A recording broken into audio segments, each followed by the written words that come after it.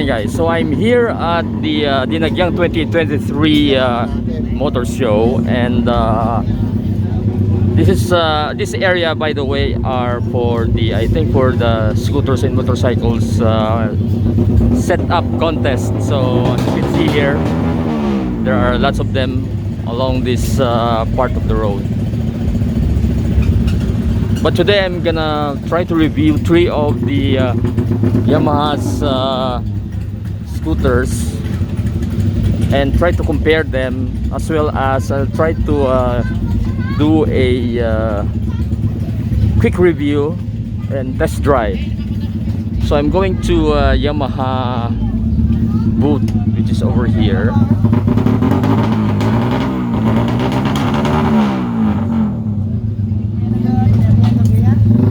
Try to review Fazzio, and then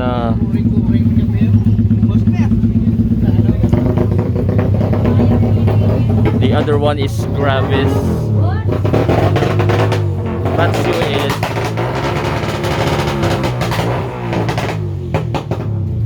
Fazzio is this one, and then the Gravis, and then the gear. So I think in year 2020 or 2022, the Yamaha released 3 of these scooters, which are almost identical. So we're gonna try to get the or find out maybe some of the difference between the 3 of them. Okay, guys, so I'm here at the Yamaha booth. I'm with Joseph. Yes. So he's gonna we're gonna try to find out the key differences between these 3 of the scooters of Yamaha. So we have the first one here is the Mio gear. Yes, Gear S. Gear S. Yes. Okay. What's the difference between the S and the without the S? Actually, ang difference ni Gear sa Gear S is meron tayong tinatawag na stop and start.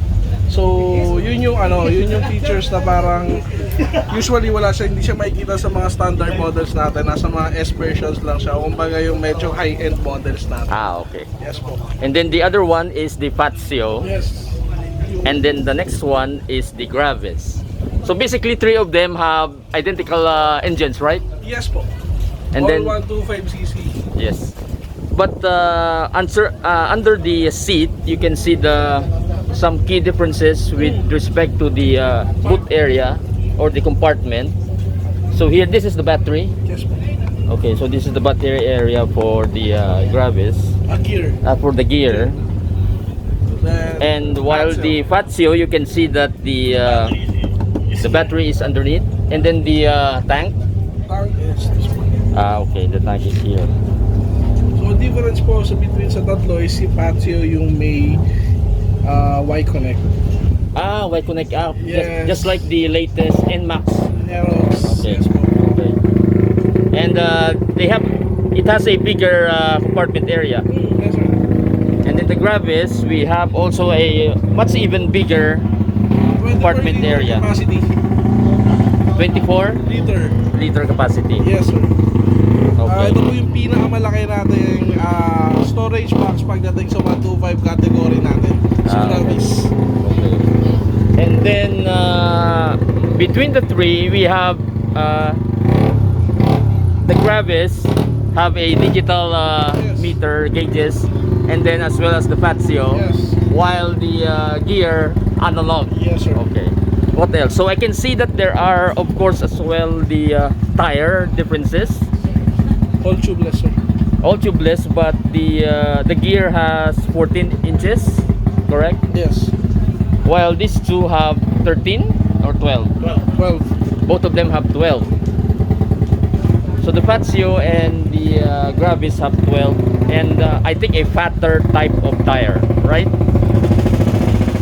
So Yes, sir. medyo, Yes, sir. Para makasupport tayo kasi pag sinabi natin Gravis, meron siyang stable or meron siyang perfect balance pagdating sa pag-drive ng motor.